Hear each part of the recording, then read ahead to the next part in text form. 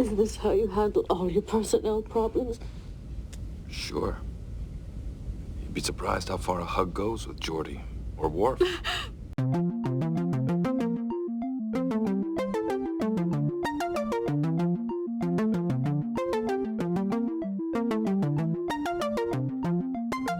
Hello, everyone. Welcome back to Fully Functional TNG Podcast. I'm Maggie, joined by Jeff and Dory. Yo. Jeff and I are huge Star Trek nerds, and Dory's a Star Trek novice, and we are taking her on her first journey through Star Trek: The Next Generation. Can I just interject for 1 second? One day, if we decide to do DS9, we're going to get to the episode where Jake Sisko says yo, like I just did, and finally I will be redeemed for sounding like a fucking dork at the beginning of every episode. Continue. No, you won't. Oh. Today we'll be discussing the season 4 episode The Loss. Original air date December 29th, 1990. Jeff just threw off my whole thing there. Good. My work here is done. Yeah, and as always, we'll take it to Dory for the recap. Okay, so we start off, there is a red-haired lady meeting with Troi, and her husband, Mark, was killed in an accident 5 months ago. What a way to start an episode. Yeah. And she is talking with Troi, and she was like not interested in facing his death, and she got rid of all his stuff. But guess what? Troy's got his music box, so don't worry. It's okay. Cut to Picard. Oh yeah, the lady's been keeping really busy to like not face her husband's death. Oh, it's also his 38th birthday.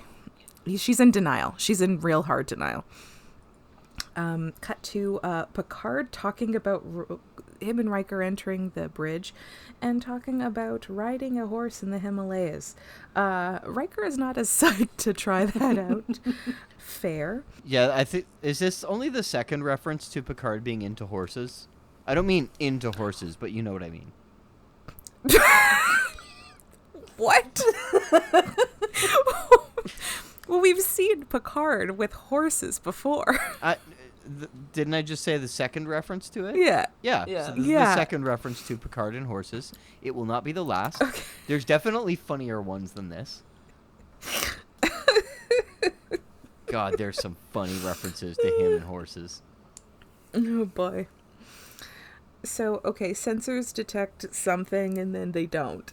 And then, like, Troi has, like, a big headache, and I just wrote, help her! Yeah. She is suffering. And then we have a lady named Ensign Allenby who is sitting at Wes's old seat, and she gets lines. And I was like, I guess welcome? Is this someone who's, like, there, or is she just, like, here? No, okay, so they gave her a name and lines for nothing. I mean, she probably comes up more often. I don't mean like a regular character, but I mean they have several regular background characters like this who will get a name and they'll show up like 3 or 4 times. So this could be one of those. Yeah. I wonder what happened to the hot guy from season 1. Oh, he's gone. If you haven't seen them in a couple of seasons, then expect that they're gone. Unless it's Voyager, in which case they will reference that they're still alive like 6 seasons later, just out of nowhere. Nice. Yeah. So then they're on their way to Tilly Beta, whatever. It's not important, the place. But it'll take 6 days, 13 hours, and 47 minutes. And Riker's like, what, no seconds? And then Data goes, I have discovered, sir, a certain level of impatience when I calculate a lengthy time interval to the nearest second. However, if you wish. Riker goes, no, minutes is fine. Oh. And then everybody goes flying. What? The woman, the con officer that we had, apparently she was in the previous episode too. We just didn't notice. What? Well, she probably didn't have lines. Yeah, okay, good point. Okay, but also, to be fair, the last episode actually fucking destroyed me. So how am I expected to remember anybody else from last episode? Okay, that's a fair point. I'll give you that. I was distraught. Oh, God, I remember nothing except what happened. I don't know anybody else who was in any of the other scenes. Okay, so then, like, everybody goes flying. Something is, like, pulling them They try to like change course. They can't. Then Dr. C goes to see Troi. Her headache is gone, but she's feeling like a little foggy. And then they're like, senior staff to the conference room. And so then Troi she's like, I can't feel anything. And everybody's like, oh, whatever, blah, blah, blah. But like Riker makes a face and I'm like, he gets it. He knows that she does it. Like something's up, something's wrong in like the way that she means it, but nobody else seems to really get it.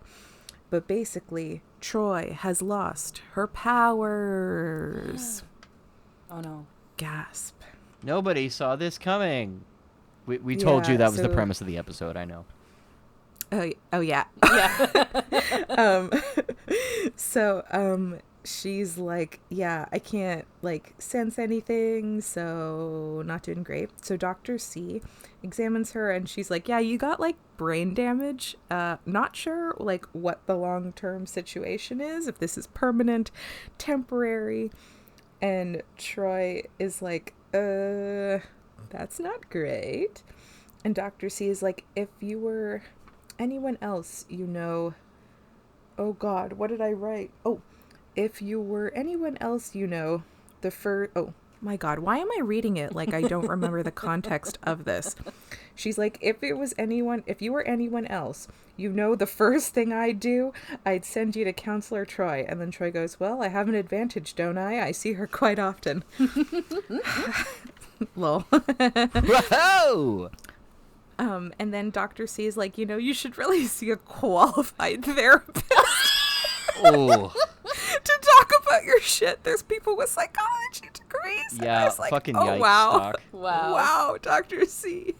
Like you just gotta like stab her when she's already like shot. I don't know. Yeah. Just like kick her when she's down. Yeah, That's the what I want. phrase. Stab her when she's shot. What, you gotta dab her when she's already been yeeted? Come on. Also, Troi does have a psychology degree. Does she? Can you prove Yeah. that? Well, Yeah, because she was at university with, Yeah. and that's where she met Riker. I mean, she went to the academy. Wasn't it university or something? no, she was there at university studying psychology. Oh, okay. Yeah. Fair enough. Yeah. Haha. So then, like, Riker goes to see her, and Troi visit her in her office, and Troi goes from like 0 to 1,000,000,000 in like 1 second. She goes on like a whole rant about how people treat people and like walking on eggshells, being overbearing, and she will not be treated that way.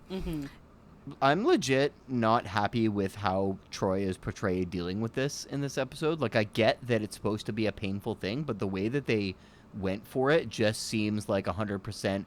Oh, it's some woman who can't deal with her problems. And I'm just like, I'm not buying this from this is our wonderful Star Trek future. Unfortunately, like I don't think this was a great way to go about it.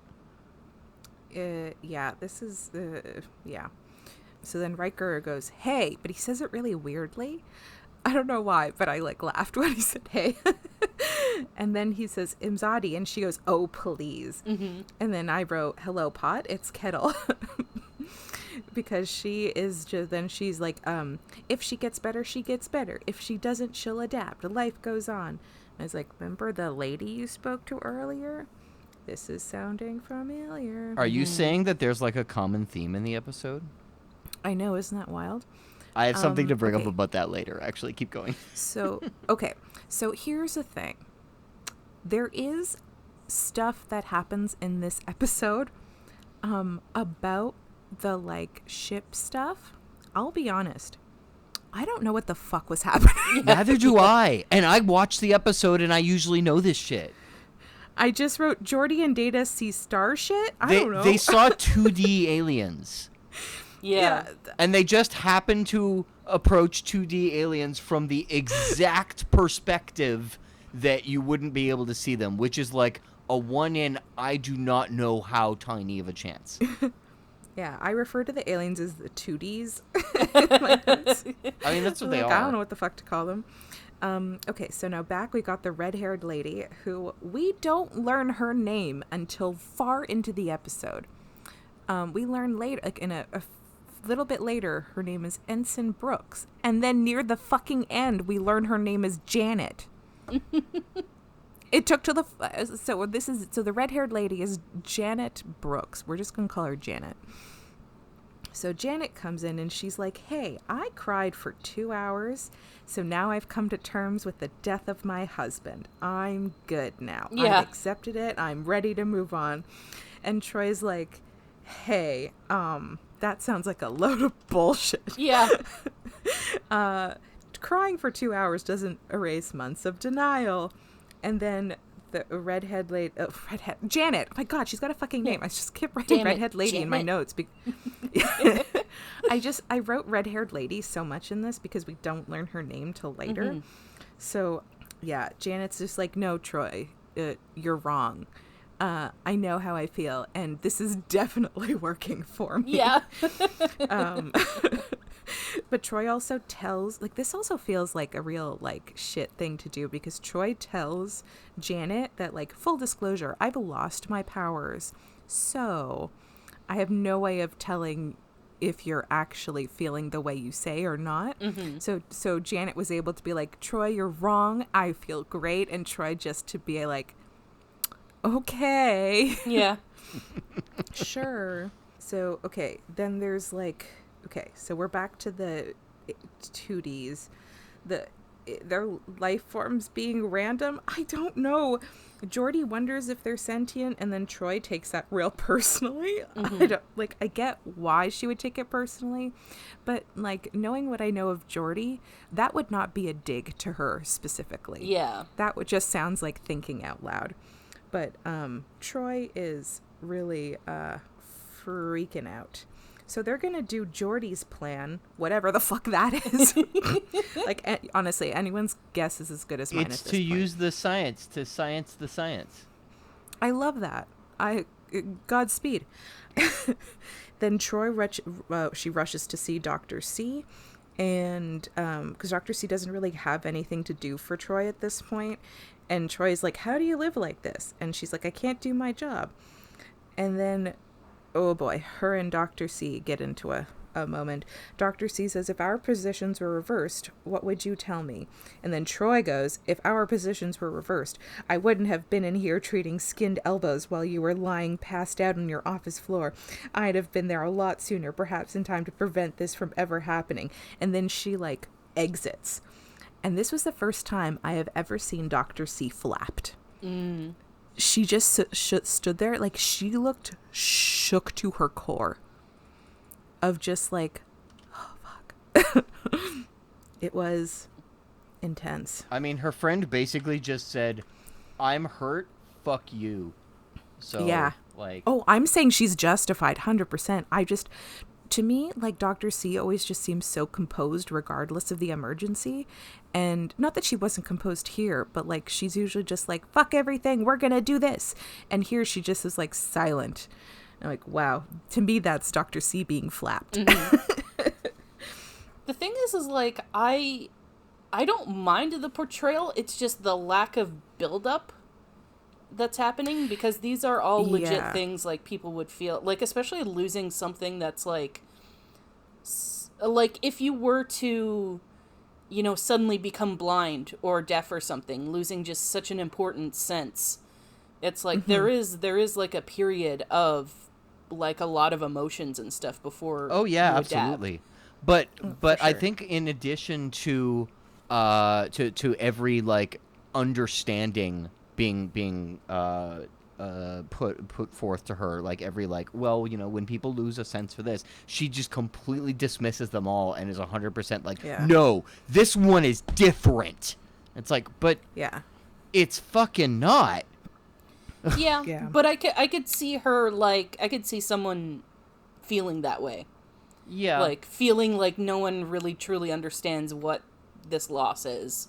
Well, that's why I'm saying it's not really in keeping with the, you know, future ideals that Star Trek is usually trying to portray. And that's frustrating because, like, their solution in the end of it is just to solve her problem, to take away the disability. So, in the end, nothing is really resolved. And actually, apparently the writers were very much toying with the idea of like keeping her powers away for at least a period of time beyond this episode. But it was only cool like idea. I think it would have been neat, but it was just an idea they toyed with because I think they didn't really want have any idea what to do with that afterwards. This episode, it actually got pushed really hard by Rick Berman to get it made, and Wrong. what Michael No, I'm just saying. Pillar said, It's not what Michael good. Pillar said afterwards is like, yeah, they try to push this episode every season, and this time we just decided to go for it. And I'm like, oh, all right. The thing Not is, the specifically concept is cool. It is. That's what I mean. They pushed the concept of it. But it seems like once they actually got the concept down on paper, they didn't entirely know what to do with it. Yeah, I have some issues with the story, but when I finish the recap, I'll go into my issues of how they could have made it better. Okay, so then Better writing. Troi goes... Yes. So Troi goes to Picard, and she fucking, like, tells Picard all the shit about Janet, and I'm just like, can she tell him about all the shit Janet... That feels like... I know she's not a doctor, but, like, counselor, patient... No, the confidentiality agreement doesn't exist in the future. Yeah. Oh, okay, so nobody can tell anybody shit. Okay. Yeah. Like, they never say that directly, but it's very clear that... Yes, because this happens all the time. And it's often the basis for, like, the entire plots. Oh, boy. Yeah, so she's like, yeah, Janet's going through some shit, and she's experiencing... And Troy's experiencing the same denial. What? And then she's like, I resign. And then Picard's like, I have taken advantage of your abilities. Other counselors don't have that power. And she... and, like, Picard's like, you don't really need it to, like, be the ship's counselor. You're, like, great. Yeah. Anyways. And then Picard's like, you can... Apparently, when you lose one sense, the other ones are heightened. And Troy's like, that's not true! And it's made up by, quote-unquote, normal people. And she proclaims... She shouts that she's disabled, and she's upset. And Picard keeps saying, like, no, gives her scenarios. She's not interested in hearing the scenarios. She's mad. Now, cut to her quarters, where... there's, like, a knock. Troi lets Riker in just to tell him she'd like to be alone. And Riker's like, too bad. And then he gives her a hug, and she cries. And I'm not a particularly affectionate person, as most people know, but I would... I don't think this is the first time I've said this, but I would like a hug from Riker. Yeah. He just seems like a good hugger. I wanted to point out that in that scene, she kind of makes a little joke about his hug. Like, oh, is this how you... Is this how you handle all your personnel problems? And then Riker goes, sure. And I found You'd be surprised. I found that really funny because, like, one of the first things that, like, in the very first scene in the episode... she ends up hugging the almost nameless ensign, like, in the middle of their therapy thing, and I'm just like, you know what? I feel like you get the power of hugs, so mocking them kind of sucks. It's the power of hugs. And Huey Lewis comes up a lot more in this podcast than we ever would have thought so. Well, yeah, he's news. I don't think she was mocking the power of hugs. She was just, like, trying to bring some levity to the situation. She was just, like... Yeah. Trying to make it less sad. Yeah, okay, I like fair. Riker's response. That you'd be surprised how far a hug goes with Geordi or Worf. Yeah. I just wrote, can Troi ever have an episode that doesn't emotionally destroy her? Actually, no. That In would fact, be nice. the best Troi episode emotionally destroys her, but she fucking rocks it. Yeah. But that's not for a while. Oh. Yeah, it's unfortunate that they just give her all the emotions episodes. They just give her so much fucking trauma. Well, no, the one that I'm thinking of, I don't want to ruin it. I'll just say the episode title. So, Maggie, do you remember Face of the Enemy? Yes, I know exactly Okay. which one you mean. Yeah, that one's definitely not like you're dealing with emotions kind of episode. That's true. more of like a plot focused one. But holy shit, does she rock it in that episode? Yeah. Well, I look forward to it. You'll forget the Won't name of it remember by then. it Luckily. in like an hour, but Yeah. Yep. Okay, so then, like, Troi says that everything seems fake and hollow to her, even Riker, and that, like, he feels basically as real as, like, someone in the holodeck, which is, like, to be fair, Oh my that's pretty God. real. Is she calling everyone phony? Is she Holden Caulfield from fucking Catcher in the Rye? But here's the thing, to be fair, I think back to Minuet. Yeah. And, like, Riker felt as she was pretty fucking real. Yeah. So, I would like to point something out. There's a really, really lame thematic similarity there that I kind of hated when she said that everyone feels like fake and hollow and all I see is surfaces without depth, and I'm just like, okay, yes, we get it. The B plot is 2D aliens. Fine. I didn't get It that. was so on the nose. Yeah, Troi is like freaking out. She's like, you have no idea how frightening this is, and to be near you without like sensing you and like knowing your feelings. Then Riker's like, that's why you're like freaked out, because like we're on equal footing. You don't know my feelings, I don't know your feelings. And then he's like, you always had an it's like you always had an advantage, a little bit of control in every situation. That must have been a very safe position to be in. To be honest, I always thought there was something a little too aristocratic about your Betazoid heritage, as if your human side wasn't quite good enough.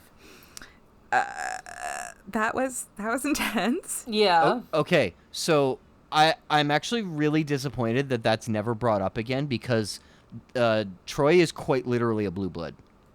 Like, that should be a pretty important part of her character, I would think. She is quite literally from like a famous aristocratic family. She's kind of a princess. Yeah, and Yeah. that's never really dealt with in any way. Other than that her mom gets to show up. Yeah. Ooh, yes. Then like Riker gets called to the bridge. They're doing a plan with warp stuff. I don't know. So everyone is awkwardly shaking in different directions on the bridge. So then they try to like make a break for it to get out of the 2Ds, but Data recorded momentary alteration in the movement pattern within the cluster, and then back to formation. I don't know. So then Troi is in 10 forward, and Guinan comes over. And she's like, you want to talk about it? Troy's like, no. And she's like, cool, listen, if you're like leaving your job, I'd love to put my hat in the ring for your job. There's more to that, but we'll like talk about it later because it's a good exchange-ish. But Troy's like, you don't really like want to be the counselor. Yeah, they talk about like intuition and shit. It's fine. So then like back to the bridge, Data is like looks troubled. There's like sensors detecting highly accelerated interstellar gases. On screen, a cosmic string fragment 107 kilometers long, no wider than a proton, but with a gravitational fields as powerful as a black hole. The 2Ds are pulling the Enterprise into the string. In 7 hours. Oh my god, a countdown. My favorite. Then Worf recommends firing photon torpedoes. They fire twice, doesn't really do shit. Then we back to Troi and Janet was like, listen, Troi, you were right. I am in denial. And it's like, Janet, bro, this is fucking not the time, because now we get back. And so we go from 7 hours, we're back on the bridge, and it's like 5 hours. Oh, so it's only 2 hours. Whatever. Time is of the essence here, though. And then Picard wants Troi to try to vibe with the life forces to just, like, see if they can hear her or something. But then 1 hour, they're at 1 hour now, so, like, what is time? So then, like, Troi and Data are just, like, looking at the screen, and Troi doesn't know, like, how to use her human instincts. Okay, what? Which then leads her to be like, what if the 2Ds are acting instinctually? Like, what? None of this makes sense to me. The disruption in formation possibly made the 2Ds aware of the Enterprise. And then Troy's like, Data, don't you see? We've been thinking in 3 dimensions. We have to get 2-dimensional. And Data makes a series of faces that are incredible. Only for him to say, pardon me? So, like, she thinks that the 2Ds are heading to the string on purpose. Then we go to 23 minutes, and then fucking 4 minutes. Because, and they're like, what if we make a simulation of the string? I don't know. I guess using that blue light thing at the bottom of the Enterprise? Whatever. 3 minutes. Force field collapsing. Whatever. I don't know. The blue light thing is like pulsing. That's at the Enterprise thing. Troi looks like she's in pain. Riker and Picard look up in concern. Troy's like, the 2Ds wanted to go to the string. She sensed it. She's back. She just short-circuited because of the 2Ds. Then we end in 10 forward with Troi being like, oh, Beverly. And then Dr. C being like, apology accepted. Therapists are always the worst patients, except for doctors, of course. Troi thanks Riker for facing her human side. Troi did not face her human side. Not at all. Nothing got resolved. And then, like, Riker leans in to kiss her, and then she pulls back and she goes, by the way, the next time you call me aristocratic. And then it ends. Then we see a bunch of, like, a extended wide shot of the Enterprise. What a weird ending. Okay, here's my biggest issue. Prior to this, we have not seen Troi be, like, so, like, resentful, I guess, of her human side. Mm-hmm. Nope. And then all of a sudden in this, she's like, human side, I have to deal with human shit. And it's, if there was, like, something leading up to it, or of, like, how, like, lost she would be without her powers, and, like, I don't know, if there was just some kind of tension prior to this, because her losing this and then being like, I'm falling apart, everything's terrible. And, like, what's the point of doing stuff if I don't have my powers? And it's where did this come from? Mm-hmm. Yeah. It just, like, narrative, like, in real life, okay, that legit. But, like, narratively, because we're watching a TV show, there should have been some kind of lead up to this. There should have been something, like, touched on this before of, like, her feelings about, like, her human side, because she obviously has some kind of, like, maybe not resentment, but, like, she has some thoughts about the human side of her.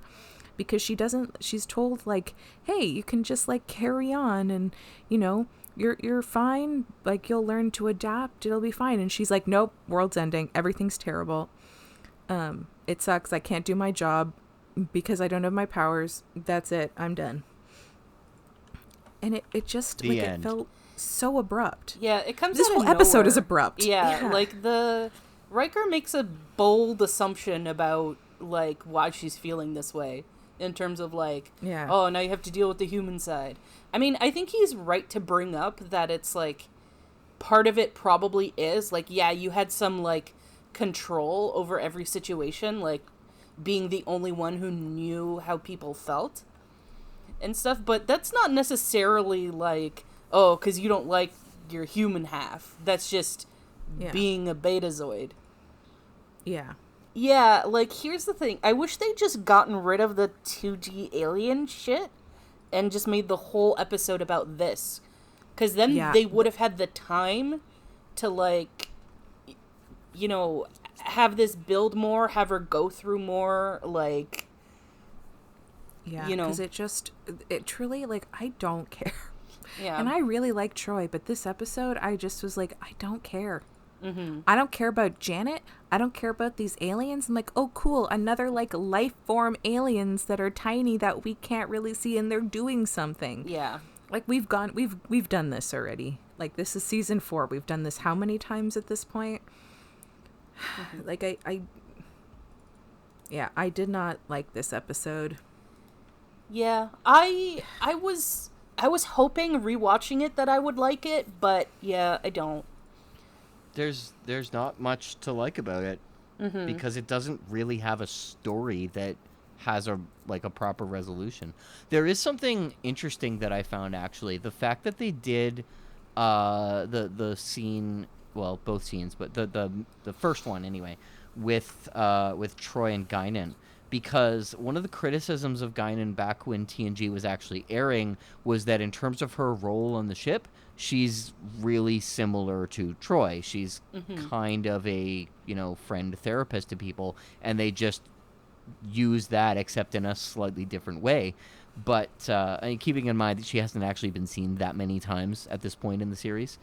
But putting them in the scene together and actually like directly addressing that criticism essentially by showing how differently the two characters handle things, I think was a very good idea. That doesn't mean that the episode crafted around it's that great of an idea, but And the thing is like, I think they could have done more with Troi and Data too, because like Data doesn't have or understand emotions, right? And he definitely like, so he doesn't even have human level empathy, right? I mean, I think he does have emotional intelligence, but like not in the same way.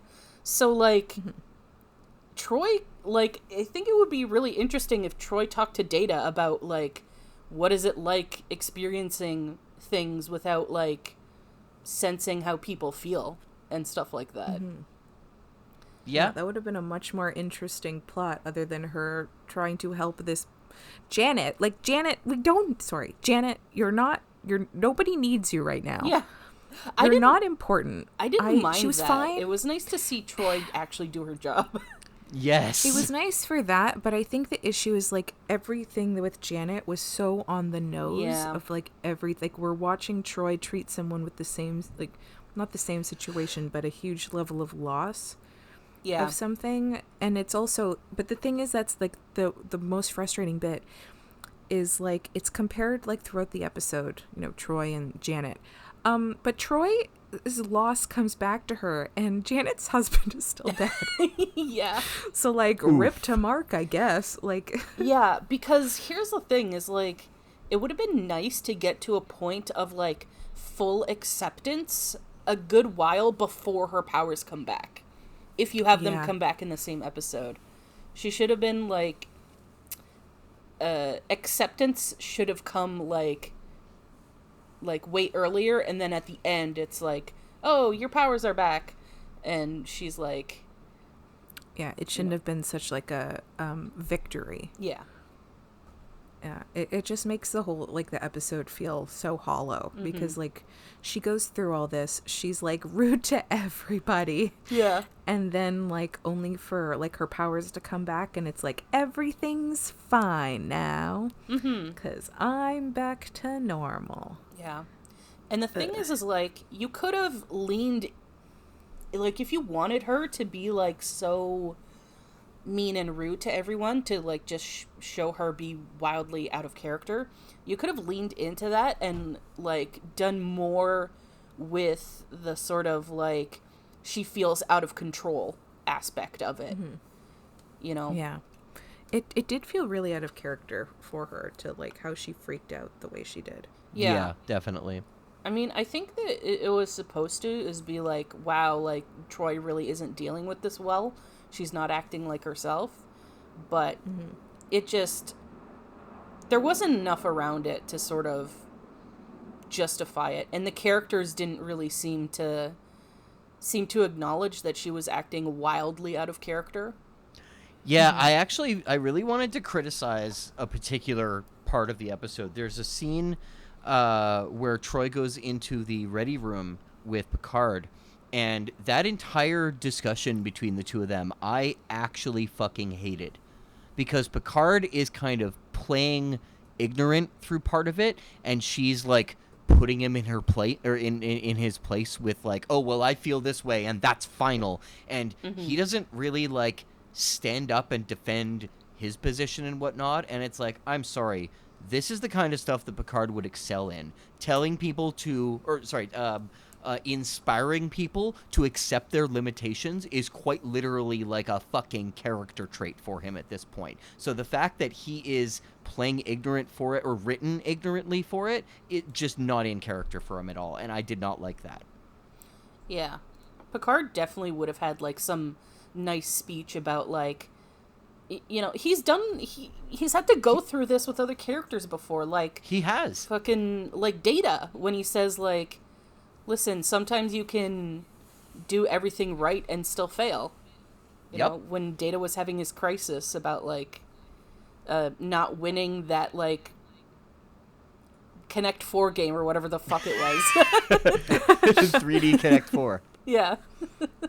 It's just, it just feels like a poorly written fan fiction because nothing feels right. It just, everybody seems off. Yeah, especially the fact that like how Troi, like how she lashed out at Dr. C like that. Mm-hmm. Yeah, that's not in That to character me at was all. like truly like the most out of line of her being like, oh, instead of like skinned elbows, you should have been like helping me, when it's like, hey, Troi, number one, you said you were fine when she called you. So like, how is she supposed to know you're fucking doing terrible if you don't tell her I'm doing terrible?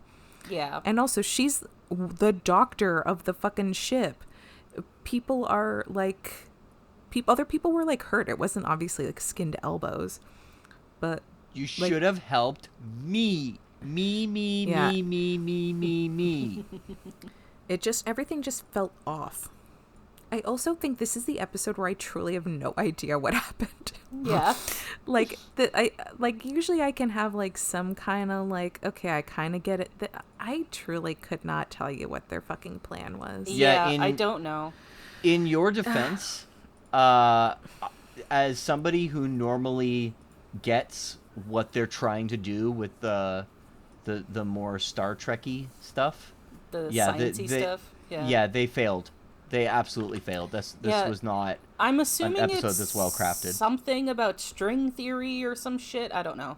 It is, but the thing is that what they did with a cosmic string is A, not really what a cosmic string is, and B, the whole 2D aliens thing was a very weird choice. And I mean, I get it that we have to keep in mind what was contemporary pop scientific discussion at the time, because in the end, Star Trek is very much leaning on pop science. And okay, so wait, the cosmics, that's a real thing? Cosmic string, yeah, but not how they do it in the episode. Well, it's a real theoretical thing. There is, to this day, no proof that a cosmic string has ever or can ever exist. It's something that was theorized back in the 1970s, so it was much newer at the time. It made its way into science fiction by the time of the 1980s, as a lot of new scientific concepts usually do within the first 5 to 10 years of them becoming, big scientific conclusions of some sort. And Star Trek is big on this. Like, Star Trek is absolutely full of embracing new scientific theories and treating them as something that has like some sort of repercussions in the future, and they'll use them within their scripting, within their writing, and sometimes it ages well, sometimes it doesn't. In this case, I mean, we still don't know. We still don't have any proof that a cosmic string has ever existed. But the way that they went about it here is definitely not accurate for what they actually are. So what are they actually supposed to It's do, difficult to use? explain, but the most common explanation I can really think of for it is a cosmic string is kind of a crack in the fabric of the universe, similar to like when you, what do you call it, when you put a piece of glass, or not glass, piece of ice into water and it cracks suddenly. You ever had that happen? That's what a cosmic string essentially is, but it's much, like, it's fast. So it would be like a huge gravitational ripple, not something that's like entirely two-dimensional and you can only see it from certain viewpoints or anything like that. So they're right in that it is a gravitational force. They're not correct in the way that it's being applied. They're quite literally treating it as a string of gravitational force, which is not what it is. Interesting. I've never heard of this before. Think of it kind of like a fault line in the universe. Yeah, but the other thing about them is that they're not anything that we would likely find much evidence of happening now, specifically because they were theorized as like growing pains of the universe, essentially, when the universe was much younger. And was expanding at a much faster rate. This is the kind of thing that would happen, but that expansion has slowed, especially in this part of the universe. Like we are not by any stretch of the definition in the newest part of the universe. We are somewhere near the middle of that, as far as we can tell, anyway. Mm-hmm. Oh God! So then, what's the Well, what's the newest part? What's the oldest part? What's the newest part? How does this work? the oldest part of the universe is towards the edges because the universe is expanding, and the newest part of the universe is towards the center. And so we're in the it's like more dense towards the center. We're at like the edge of that big dense area, I think. Don't treat that as 100% accurate. I could be mixing that Too up late. with something. I'm treating it as 100% accurate. Okay, great. So we're not the new kid on the block, but we're not the old one. No. Yeah, and the thing is that the expansion of the universe is slowing down. Yeah. Oh God, I don't want to think about that. It's also really difficult to define where the edges of the universe is because the edge of the universe is technically infinite, but it's not. Oh God. Yeah. It's Oh, just God. so large that we're incapable of really quantifying it. Yeah. Okay, but like, how does it expand? What does it do? Well, because does it- because of the the Big Bang, right? Yes. So that was like an explosion. So it's basically just still expanding out from the explosion. Oh, so it's like the aftershocks? We're still exploding, like- basically. Yes. Oh boy. Yeah, Oof, the explosion's that's a long still time. expanding. You know how Oh my like God. how like when you see an explosion and the fireball goes out, like that's still we're still We're in still the part. fireballing? Yeah, we're still fireballing. Oh my God. I don't like that. Well, here's the That's thing. too much. You don't have to worry about it for billions upon billions upon billions of years. Well, something to look forward to. Yeah. Oh God. Every time I think like the universe is big, it's like, just kidding. There's more shit to think about. Yep. I blame this all on Carl Sagan. It is. He do this to me. It is completely beyond comprehension. Yeah. Yeah, I can't. I'm gonna. Carl, could you do this to me? All Carl did was teach you. Oh God, that's the problem. Yeah. He taught me too much, and now you're teaching me. Oh God. Teachers are the real enemy. Yeah. Yeah, teachers are the villains of the story. What are you, a Republican? Yeah. I just threw up in my mouth. Don't even. Yeah. Can't even joke about that. Ugh, gross. No, teachers are the best. Yes. Some teachers. Yeah. The teachers who are nice to me. Yeah. Oh no, teachers have the ability to change your life in positive and negative ways. Oh, for sure. I had teachers in elementary school that were like the best, but I had one teacher in elementary school who was my gym/art teacher, and he fucking hated me because I never wanted to do gym class. Are we surprised? Yeah. We shouldn't be. And he hated that I would do any kind of excuse to not do gym, and he would kick me out of class if I was kicked me out of art class for talking.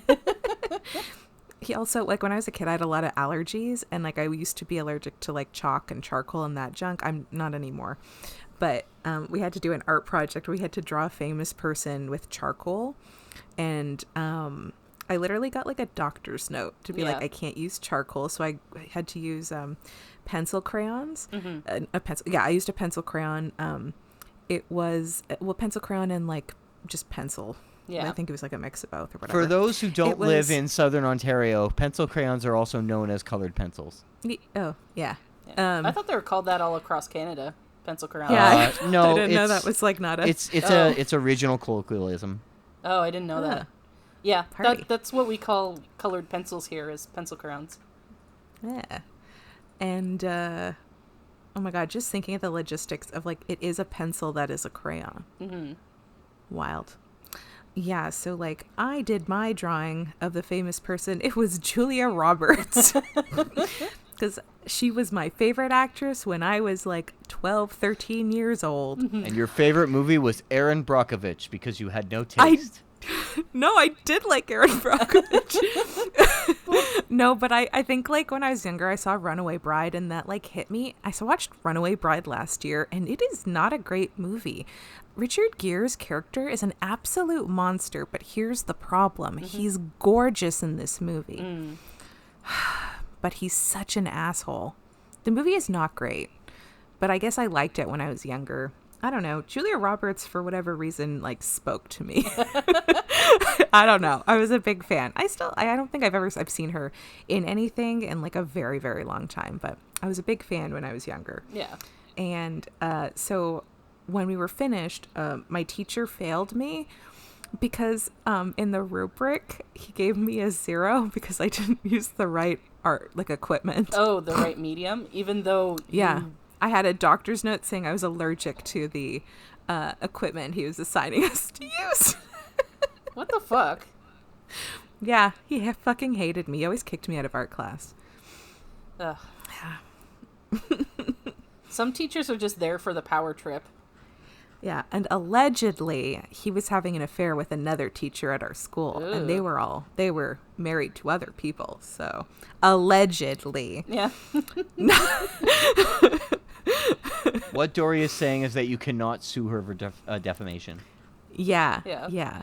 So that was a shitty teacher, but I had really great teachers, and like I had a few really great teachers in high school and like a couple in elementary who were like truly made a difference. I actually ran into my grade 8 teacher once, like after like high school and like everything. Yeah. And she scared the shit out of me because what people always do is they call out my first and last name in public places. Oh. This has happened many times, and it's always just like out of context. So when I hear my name, I'm always just like curl up into myself and being like, who's calling me? Yeah. And then I turn around and it was my grade 8 teacher, and I was like, oh my God, she was amazing. And it was really nice to see her. I hope she's doing well.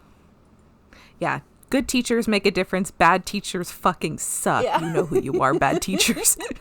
Thanks for coming to Teacher's Corner. Yeah. So since we've gone on to Teacher Corner, probably time to move on to favorite moments and things of that like. Yeah, because episode corner is clearly over.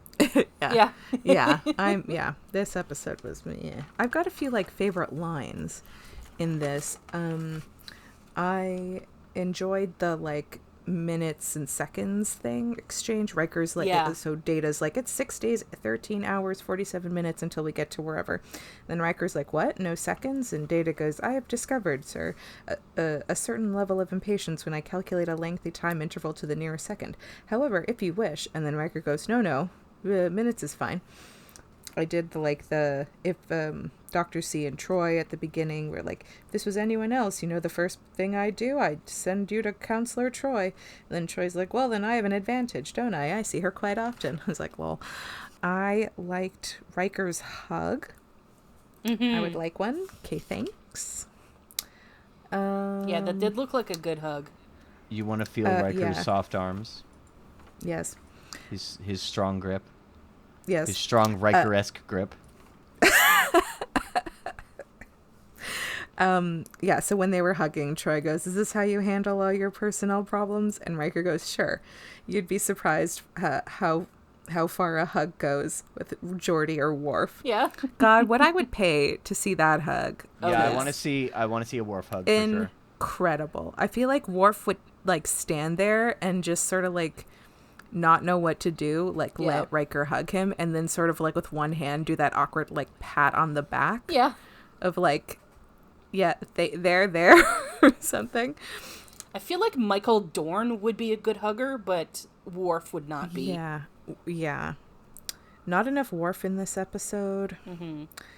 I did like Guinan saying human intuition and instinct are not always right, but they do make life interesting.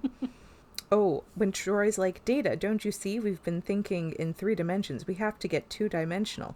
And then Data makes some just amazing faces. Just like a few, just like, what? What? What? And then he goes, pardon me? I did like the really wild time spans that we went from 7 hours, 5 hours, to 23 minutes, to 4 minutes.